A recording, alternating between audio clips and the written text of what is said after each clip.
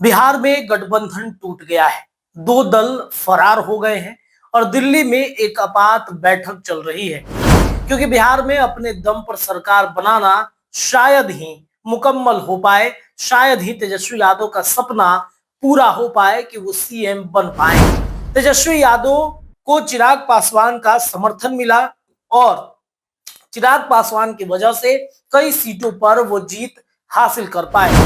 उनके इफ्तार पार्टी से कांग्रेस ने दूरी बना ली। वहीं इस दल में, इस महागठबंधन के अंदर में पशुपति पारस अपना एक राजनीतिक विकल्प तलाश रहे हैं। कांग्रेस, इसके अलावा देखा जाए तो मुकेश सहनी, ये दो दल हैं जो महागठबंधन से फिलहाल फरार चल रहे हैं। बात अगर दिल्ली की करें तो दिल्ली में कांग्रेस ने एक बड़ी बैठक बुलाई है और इस बैठक में एक फैसला लेना है कि क्या करना है राष्ट्रीय जनता दल के साथ, क्या करना है तेजस्वी यादव के साथ।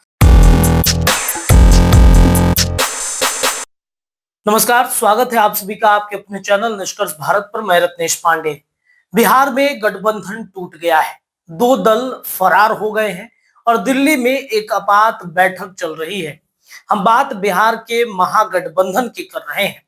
तेजस्वी यादव का सपना अब सीएम बनने का शायद अधूरा रह जाएगा, क्योंकि बिहार में अगर वो ये सोच रहे हैं कि अपने दम पर सरकार बना ले तो वो यहाँ पर गलत है, क्योंकि बिहार में अपने दम पर सरकार बनाना शायद ही मुकम्मल हो पाए, शायद ही तेजस्वी यादव का सपना पूरा हो पाए कि वो सीएम बन पाए। देखिए, 2020 का पैटर्न आप सभी को याद होगा कि 2020 के चुनाव में क्या हुआ था। 2020 के चुनाव में चिराग पासवान की वजह से नीतीश कुमार की पार्टी, जो एक नंबर की पार्टी थी, वो तीसरे नंबर पर चली आई। और तेजस्वी यादव के साथ क्या था?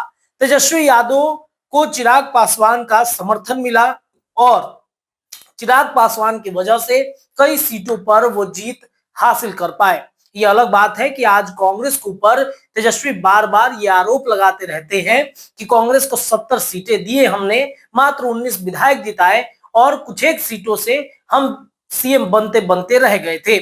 इसके साथ ही साथ मुकेश सहनी की पार्टी भी बगावती तेवर में अपनाई हुई थी, जिसके बाद से तेजस्वी यादव को ऐसा लगता है कि शायद बिहार में इन सभी दलों की वजह से ही मुख्यमंत्री बनने से हम चूक गए थे। लेकिन ये वो गलती कर रहे हैं कि 2025 का पैटर्न बिल्कुल अलग है। 2025 में कई तरह की चर्चाएं हो रही हैं, कई बातें कही जा रही हैं, कई जातीय समीकरण को जोड़कर देखा जा रहा है। अब बात करते हैं कि महागठबंधन से कौन से वो दल है जो फरार हो गए। हम बात कांग्रेस की कर रहे हैं। कांग्रेस कल के राष्ट्रीय जनता दल के जो अब्दुल बारी सिद्दीकी हैं, उनके इफ्तार पार्टी से दूर दूर तक नजर नहीं आई। उनके इफ्तार पार्टी से कांग्रेस ने दूरी बना ली। वहीं इस दल में, इस महागठबंधन के अंदर में पशुपति पारस अपना एक राजनीतिक विकल्प तलाश रहे हैं और कल के इफ्तार पार्टी में अब्दुल बारी सिद्दीकी के साथ साथ जो राष्ट्रीय जनता दल है, उनके तमाम दिग्गज नेता, उनके सुप्रीमो लालू प्रसाद यादव के साथ साथ राबड़ी देवी और पशुपति पारस के का नजर आना इस बात की तरफ संकेत है कि कहीं ना कहीं पशुपति पारस और लालू प्रसाद यादव के बीच में खिचड़ी जरूर पक रही है। लेकिन ये भी नहीं भूलना होगा, उन लोगों को भी ढूंढना होगा जो महागठबंधन के घटक दलों में से एक है, जिनमें सबसे बड़ी पार्टी देश भर में कहती है भारतीय जनता पार्टी के पास, वो है कांग्रेस। इसके अलावा देखा जाए तो मुकेश सहनी, ये दो दल हैं जो महागठबंधन से फिलहाल फरार चल रहे हैं। जहां एक तरफ राष्ट्रीय जनता दल का पटना में अब्दुल बारी सिद्दीकी के आवास पर इफ्तार पार्टी का किया जा रहा था, तो वहीं इसमें कांग्रेस नजर नहीं आई। तो बात अगर मुकेश सहनी की करे तो मुकेश सहनी सिवान में दावते इफ्तार का कार्यक्रम कर रहे थे। इसके अलावा इस दावते इफ्तार में एक बड़ी तस्वीर जो है राजनीतिक गलियारे की ये नजर आई कि ओसामा साहब भी कहीं ना कहीं इस दावते इफ्तार कार्यक्रम में पहुंचे हुए थे।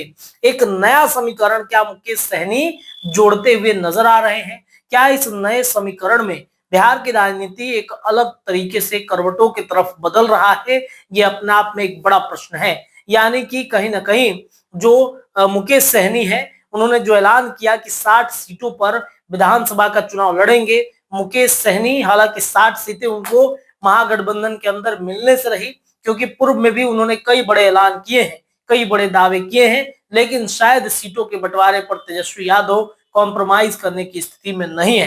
तो देखना बड़ा दिलचस्प होगा कि क्या हो रहा है।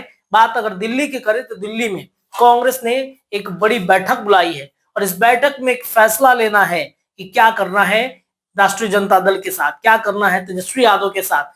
कांग्रेस में इन दिनों अंदरूनी कलह इस वजह से भी चल रहा है क्योंकि अखिलेश प्रसाद सिंह, जो पूर्व में कांग्रेस के प्रदेश अध्यक्ष थे बिहार में, वो कहा जाता है कि उनका कि लालू प्रसाद यादव से वो ज्यादातर इन्फ्लुएंस रहते हैं, लालू प्रसाद यादव के साथ ही उनका ज्यादा मन बसता है।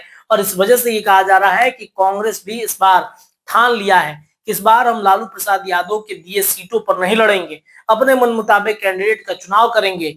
अब देखना ये होगा कि कांग्रेस को राजद मनाती है, मुकेश सहनी को राजद मनाती है कि नहीं, क्योंकि अब कहानियां और अब बिहार के राजनीति पैटर्न बिल्कुल अलग हो चुके हैं। तो फिलहाल इस चर्चा में इतना ही, लेकिन ये चर्चा है बिहार की राजनीति की लगातार जारी है। बहुत बहुत